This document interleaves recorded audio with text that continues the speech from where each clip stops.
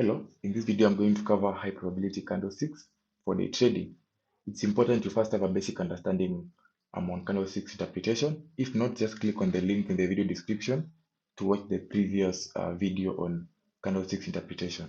So to start off, whenever you do your research on candlesticks, if you want to learn about candlesticks, especially if you're new to Forex, you'll come across hundreds of candlestick patterns. In fact, these are just a few which I've sampled, and these patterns are very complicated that if you try to apply them in your analysis, then it becomes very difficult for you to even understand what is happening in the market. So the reality is you don't need to memorize all these patterns. There are just a few concepts you need to understand on candlesticks, and when you know this, then your trading life becomes very simple. In fact, I want to teach you the highest probability candlestick patterns, which whenever you open your Forex chart, whatever chart you open, it doesn't have to be specifically currencies, even if it's other instruments like indices or crypto. Whenever you open your chart, as long as you're using candlesticks, it's almost impossible to fail to spot them because they are very common, they happen almost every day, and they are very significant. This is all you need to know about candlesticks. Forget about all those patterns which will confuse you. The most important thing you need to understand is the concept of momentum. Candlesticks either represent strong momentum or weak momentum. It doesn't matter. That's all you need to know in a nutshell. So let's start with candlesticks that represent strong momentum, because when there's strong momentum, it simply means there is strong force, or rather there is strong power pushing price to that particular direction. Candlesticks which represent strong momentum, these are the three most common candlesticks, and I can assure you, whenever you open any of your chart, you must be able to spot either one of these. Mostly the first two are very easy to spot on any chart. We start with the engulfing candlestick. So the basis is with the engulfing candlesticks, we have two candlesticks, two opposite candlesticks. So for example, this is a bearish, this is a bullish candlestick. So there must be two opposite candlesticks. Then the second candlestick must have a longer body than the previous candlestick. Let me use this example. We have two candlesticks, two opposite candlesticks. This is a bearish candlestick, this is a bullish one. But the bullish one has a longer body which covers the previous candlestick. So this process of covering the previous candlestick is what we said, that this candlestick has engulfed the bearish one. So this engulfing, we'll call it a bullish engulfing. Same to this one. This is now a bearish engulfing. Two opposite candlesticks.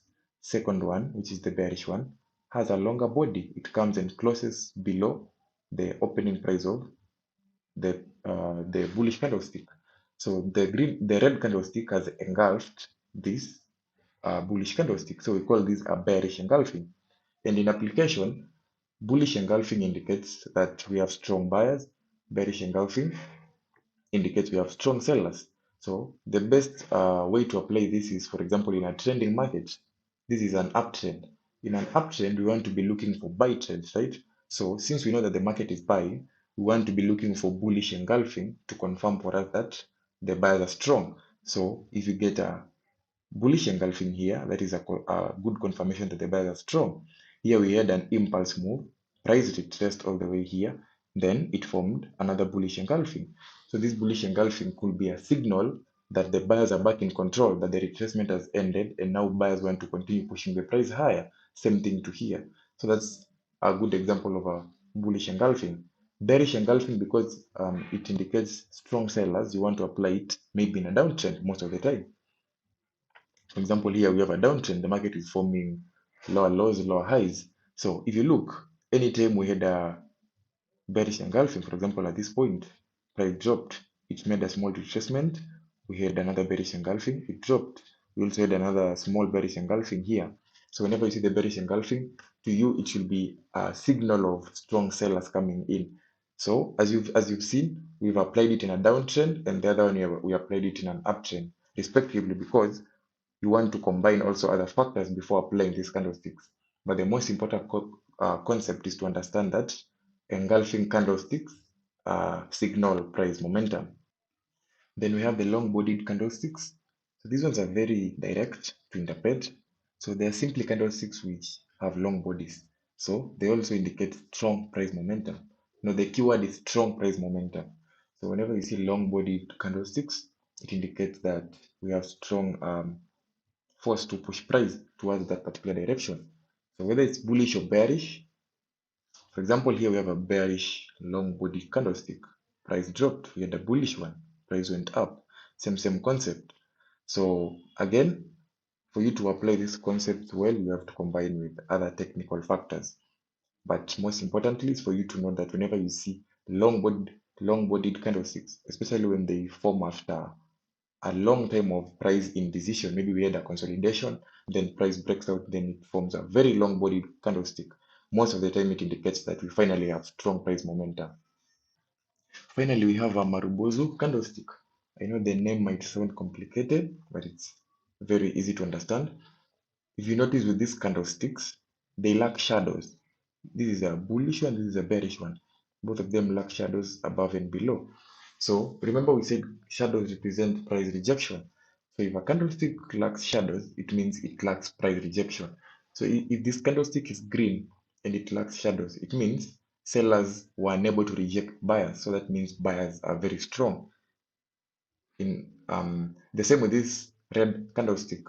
If it's a bearish Marubozu and it has no shadows either above or below, it simply indicates that bulls were unable to reject sellers, so the sellers are the ones who are in control.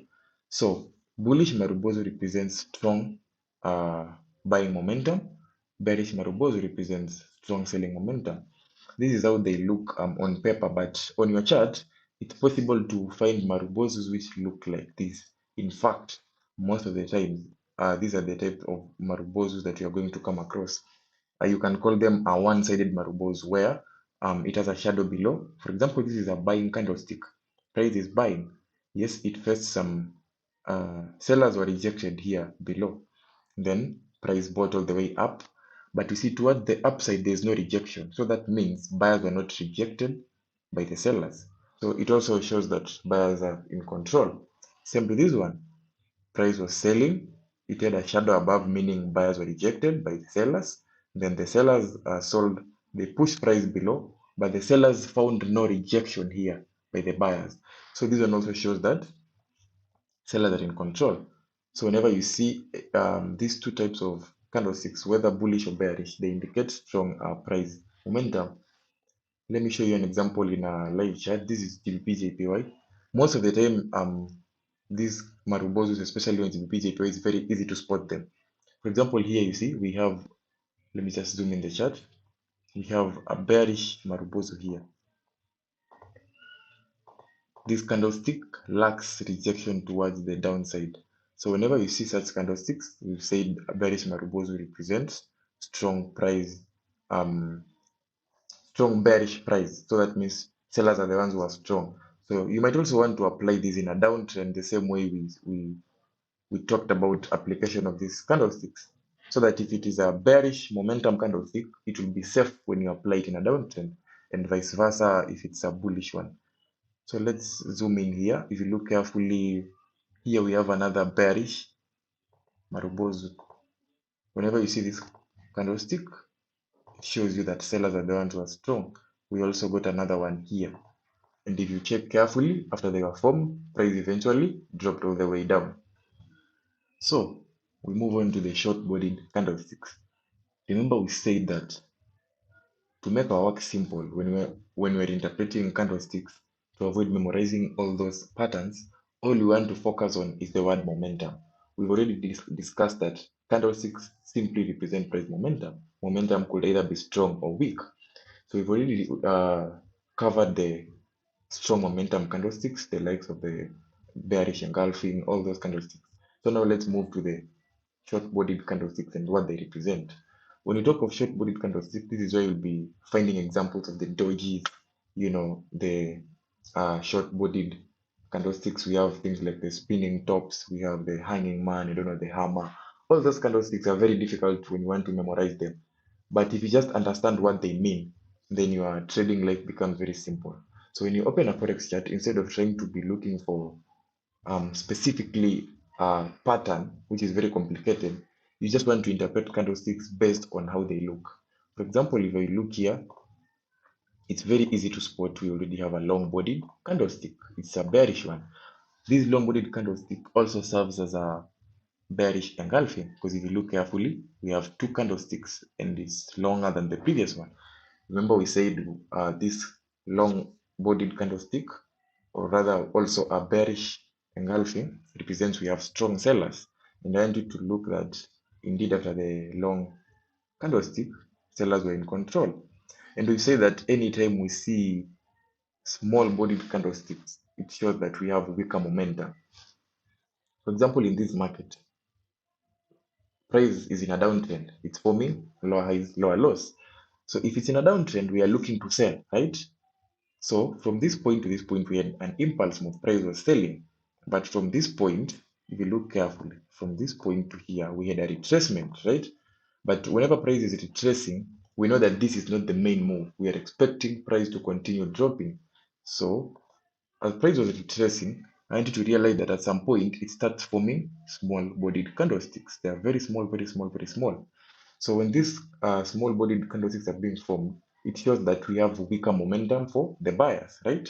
So when we have weaker momentum for the buyers, it's a possibility that the sellers are about to take control. It doesn't mean that sellers are in control already, it's just a possibility. And if you be more patient, after a few more candlesticks, we come and we have a long body bearish candlestick. This long body bearish candlestick confirms to you that sellers are now taking control. I always advise traders to be very patient before making decisions. So if at this point you're still not convinced that the retracement has ended and the sellers are in control, you can be more patient and you can see price formed small bodied candlesticks. These are spinning tops, doji. So instead of interpreting them as dojis, all I do is just categorize them as small body. And the most important thing I know is that they show me that price is now weak. We have weak momentum. When we have weak momentum, there are only two things that can happen. Either price will break out to the upside or to the downside. Since I already know it's a downtrend, I'm anticipating that price will break out to the downside. Remember, we had our first confirmation here showing us that the sellers are strong. Then now we have a price indecision here with the small bodied candlesticks. Then what happens next is that after some time we get a very long body candlestick. So at this time we can now confirm that this retracement has ended and we can confirm these strong sellers. So we had the strong seller here, but we were quite uncertain. We become more patient, then we get another confirmation of strong sellers. So basically that is how we interpret candlesticks without trying to memorize all those patterns. And if you look at your chart, these are things that will be easy to spot at any particular time. Here we have a bearish Marubozu. We've just discussed this right now. Here we say the bearish Marubozu indicates strong sellers. You see, it's a long body candlestick, but it's also a Marubozu because below the candlestick we lack a shadow. So when we lack a shadow, it shows that sellers are in total control. So we had a retracement. We also had another Marubozu. Then price came and formed long body candlestick here. After the long body candlestick, price tried to retrace, but it never went above this zone. It continued dropping all the way. And these patterns just continue the more you analyze your chart. Here's another Marubozu candlestick showing you that we have strong sellers in control. And you can see before the Marubozu, we had a pattern of small body candlesticks. You can just mark here so that you can confirm. We had a pattern of small bodied candlesticks showing you that we have price confusion. So instead of trying to look for dojis and all those hanging mans and all those inverted hammers which will confuse your trading, just be able to interpret them based on their behavior.